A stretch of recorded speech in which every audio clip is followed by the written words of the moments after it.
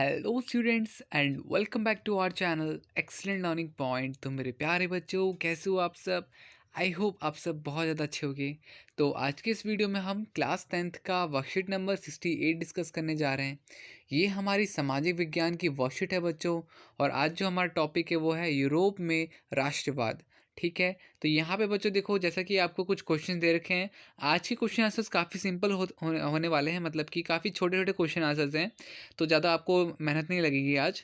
अब जैसे कि देखो, आपके कुछ प्रश्न तो ये रहे, फर्स्ट वन वन वर्ड वाले, कि नेपोलियन युद्ध के दौरान हुए बदलाव को ख़त्म करना किस संधि का उद्देश्य था। तो यहाँ पे बच्चे सिंपल सा एक वर्ड का आंसर होगा। और यहाँ पे सत्य असत्य मतलब कि ट्रू फॉल्स हमारा। ठीक है, फिर इसके बाद हमें यहाँ पे टिक लगाना है।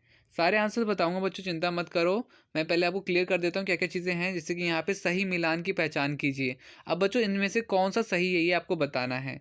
फिर इसके बाद आपका बच्चों एक ये फोटो वाला क्वेश्चन है कि निम्नलिखित चित्र की पहचान कीजिए। और लास्ट में रिक्त स्थान। तो काफ़ी सिंपल सी वर्कशीट है आज की आई हुई हमारी। तो ज़्यादा टाइम वेस्ट नहीं करते, सीधा आते हैं अपने आंसर में। ठीक है, तो आते हैं अपनी आंसर शीट में। तो बच्चों देखो, हमारा यहाँ पे सबसे पहला क्वेश्चन है, नेपोलियन युद्ध के दौरान हुए बदलावों को ख़त्म करने की किस संधि का उद्देश्य था। तो यहाँ पे बच्चों इसका पहले का आंसर क्या होगा? तो पहले का आंसर होगा आपका वियना संधि। ठीक है, इसके बाद हमारा दूसरा क्वेश्चन क्या है? हमारा दूसरा क्वेश्चन है, किसने कहा था कि जब फ्रांस छींकता है तो बाकी यूरोप को जुकाम हो जाता है? तो ऑस्ट्रिया के चांसलर मैट्रिक ने। ठीक है, तो ये बच्चों ऐसी बात किसने कही थी? मैट्रिक ने कही थी।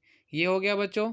इसके बाद क्वेश्चन नंबर थर्ड हमारा, किस संधि ने यूनान को एक स्वतंत्र देश के रूप में मान्यता दी? तो 1832 की कस्तूनतूनिया की संधि ने यूनान को एक स्वतंत्र देश के रूप में मान्यता दी। ये हो गया बच्चों हमारा तीसरा प्रश्न। इसके बाद सत्य व असत्य। तो बच्चों यहाँ पर क्या है? गैरीबॉल्डी ने लाल कुर्ती नामक सेना तैयार की, ये सत्य बात थी कि नहीं थी? तो यहाँ पे आंसर क्या होगा? सत्य। ठीक है, इसके बाद फिफ्थ क्वेश्चन है हमारा। फिफ्थ क्वेश्चन जरा आप अच्छे से पढ़िएगा। क्या लिखा हुआ है कि नीचे दिए गए प्रश्न में दो प्राक कथन दिए गए हैं, एक संकल्पना और दूसरा कारण। कथनों को पढ़िए और सही विकल्प का चयन कीजिए। संकल्पना क्या है बच्चों? तो संकल्पना है 1848 में के बाद यूरोप में राष्ट्रवाद का जनतंत्र और क्रांति अलगाव होने होने लगा। ये बच्चों हमारी संकल्पना हो गई। इसके बाद कारण क्या है? का राष्ट्रवादी भावना मध्य वर्ग में काफ़ी तीव्र गति से विकसित हुई। तो बच्चों मैं इसका बता देता हूँ कौन सा सही होगा। तो यहाँ पे बच्चों आपका सही आंसर होगा ए। ठीक है, ए सही होगा कि ए संकल्पना तथा कारण दोनों सही हैं। कारण का संकल्पना स की सही व्याख्याएं है। ठीक है, तो ये बच्चों हमारा किसका आंसर हो जाएगा? पांचवे का आंसर हो जाएगा। इसके बाद देखो हमारे पास बच्चों एक प्रश्न है, कौन सा? रेखांकित शब्दों को सही करके वाक्य को लिखिए। तो पहले मैं आपको दिखा देता हूँ कि क्या गड़बड़ थी और क्या सही किया हमने। तो कावूर को डैश मतलब कि जर्मनी का विस्मार्क कहा जाता है। तो बच्चों ये एक चीज़ गलत थी, हमारा सही क्या हुआ? कावूर को इटली का विस्मार्क कहा जाता है। ठीक है, तो ये आपको लिखना है अपनी वर्कशीट में, मतलब कि कॉपी में। इसके बाद सही मिलान कीजिए। तो बच्चों बाकी सारे गलत हैं, सही क्या होगा? डी वाला, मैटरनिक ऑस्ट्रिया। ठीक है, मैटरनिक ऑस्ट्रिया। बाकी जितने भी ऑप्शन थे वो सारे गलत थे, डी है ऑप्शन हमारा सही होगा। इसके बाद हम सीधा आते हैं अपने क्वेश्चन नंबर 8 में। निम्नलिखित में से कौन सा कथन इटली के एकीकरण के विषय में संबंधित नहीं है? तो देखो यहाँ पे बच्चों चारों में से डी ऑप्शन आपका सही होगा।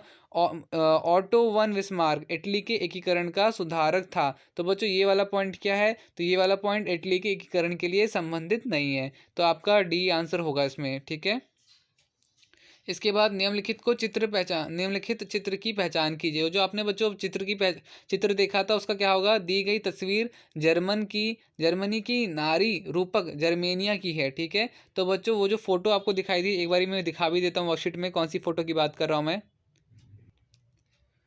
तो बच्चों ये रही वो फोटो, आपको यहाँ पे दिख रहा होगा कि ये आपकी आपकी जर्मन की क्या है? तो जर्मेनिया कहते हैं इन लेडी को। तो आपको ये लिखना है यहाँ पर। तो मैंने आपको ये भी दिखा दिया, आपको इसका आंसर लिख लीजिएगा। ठीक है, तो आप बच्चों लिखिएगा, दी गई तस्वीर जर्मनी के नारी रूपक जर्मेनिया की है। इसके बाद आखिरी प्रश्न हमारा, रिक्त स्थान की पूर्ति कीजिए। तो रिक्त स्थान में क्या है बच्चों? डैश बिस्मार्क ने जर्मनी के एकीकरण के लिए रक्त तथा लोहे की नीति अपनाई। ठीक है, तो यहाँ पे बच्चों हमारा हो जाता है ख़त्म वर्कशीट। उम्मीद करता हूँ सारी चीज़ें आपको समझ में आई होंगी। वीडियो अच्छी लगी तो लाइक शेयर कमेंट ज़रूर कीजिएगा।